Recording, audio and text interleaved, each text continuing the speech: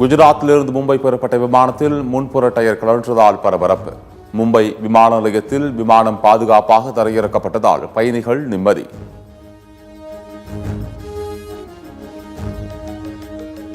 சென்னை, செங்கல்பட்டு, காஞ்சிபுரம், திருவள்ளூர் உள்ளிட்ட 10 மாவட்டங்களில் இரவு 7 மணி வரை மிதமான மழைக்கு வாய்ப்பு.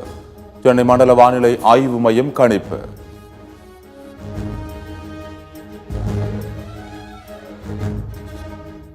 வடமேற்கு வங்கக்கடலில் காற்றழுத்த தாழ்வு பகுதி உருவானது. தெற்கு ஒடிசா, வடக்கு ஆந்திரா நோக்கி நகரக்கூடும் என வானிலை ஆய்வு மையம் தகவல்.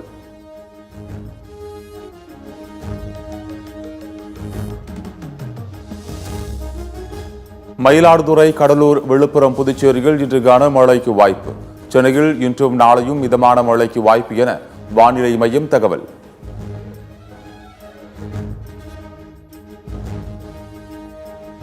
முதன்முறையாக மக்கள் சந்திப்பை நாளை தொடங்குகிறார் தமிழக வெற்றிக் கழக தலைவர் விஜய். நாளை திருச்சி, அரியலூர், பெரம்பலூரில் மக்கள் சந்திப்பு.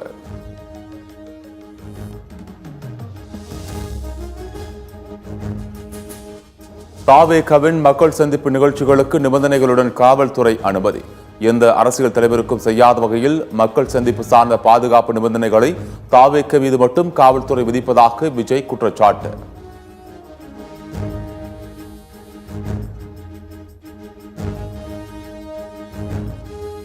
தாவேக தலைவர் விஜய் சுற்றுப்பயணத்திற்காக லோகோ வெளியீடு.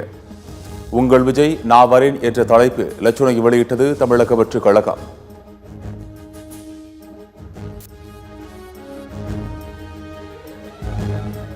கலவரம் ஏற்பட்டு 2 ஆண்டுகளுக்கு பின் மணிப்பூர் செல்கிறார் பிரதமர் மோடி.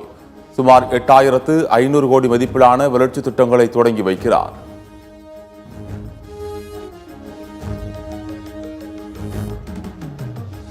மணிப்பூர் செல்வதற்கு பிரதமர் மோடிக்கு ஒரு வழியாக தைரியம் வந்துவிட்டது. காங்கிரஸ் செய்தி தொடர்பாளர் ஜெய்ராம் ரமேஷ் விமர்சனம்.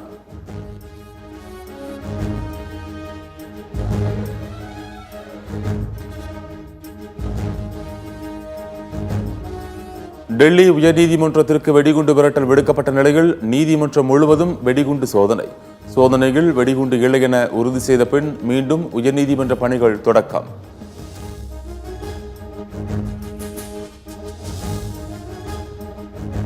நேபாள் தலைநகர் காத்மாண்டுவில் உள்ள குடியரசுத் தலைவர் மாளிகையில் முக்கிய தலைவர்கள் சந்திப்பு. இடைக்கால பிரதமரை தேர்வு செய்வது குறித்து ராணுவ தளபதி ஆலோசனை.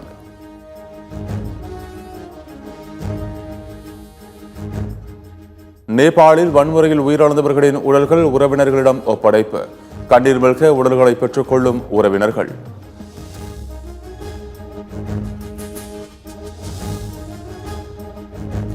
சுரங்க திட்டத்தில் மக்கள் கருத்து கேட்பிலிருந்து விலக்கு தரும் முடிவை கைவிட பிரதமருக்கு முதலமைச்சர் ஸ்டாலின் கடிதம். கருத்து கேட்பை மறுப்பது உள்ளூர் மக்களின் உரிமையை பறிக்கும் செயல் என குற்றச்சாட்டு.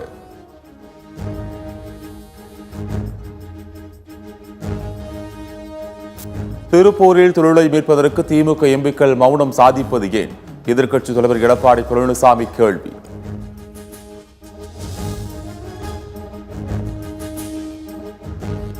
புதுச்சேரியில் நடைபாதையில் நடந்து சென்ற சிறுமியை கடித்து குதறிய தெருநாய். ரத்தம் சொட்ட சொட்ட சிறுமியை மீட்ட மக்கள்.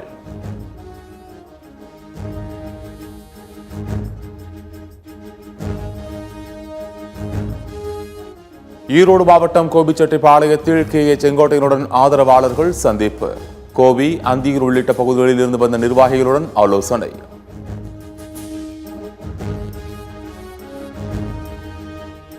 ஒகேனக்கல் காவிரி ஆற்றில் நீர்வரத்து மேலும் அதிகரிப்பு. வினாடிக்கு 15,000 கன அடியிலிருந்து 18,000 கன அடியாக உயர்வு.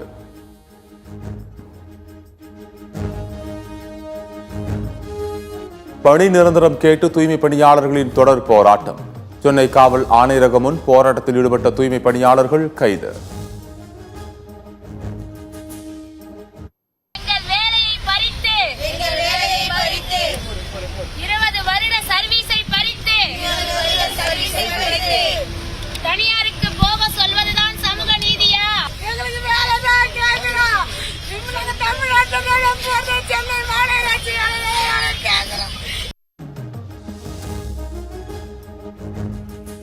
திரைப்படத்தில் பணியாற்றக்கூடாது என பெப்சி அறிவித்ததை எதிர்த்து தயாரிப்பாளர்கள் சங்கம் தொடர்ந்த வழக்கு முடித்து வைப்பு.